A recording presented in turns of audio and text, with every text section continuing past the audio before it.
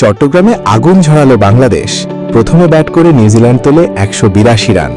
কিউইদের batting দেখে মনে হচ্ছিল ম্যাচটা কঠিন হতে যাচ্ছে, কিন্তু রান তাড়ায় নেমে একদম অন্য বাংলাদেশ। শুরুর চাপ কাটিয়ে ধীরে ধীরে ম্যাচ নিজেদের হাতে নেয় টাইগাররা। এরপর মঞ্চে আসেন তাওহিদ হৃদয়। মাত্র 27 বলে খেলেন দুর্দান্ত অপরাজিত 51 রানের ইনিংস এবং সাথে ইমনের 28 রানের ঝড় ইনিংস। শেষ দিকে শামীম হোসেন নামতেই ম্যাচের গতি পুরো বদলে যায়। মাত্র 13 বলে 31 রানের ঝড় তুলে নিউজিল্যান্ডের হাত থেকে ম্যাচ বের করে নেন। মাত্র 18 ওভারেই 183 রান তুলে ফেলে বাংলাদেশ। ফলাফল 6 উইকেটের দাপুটে জয়, হাতে থাকে আরও 12 বল।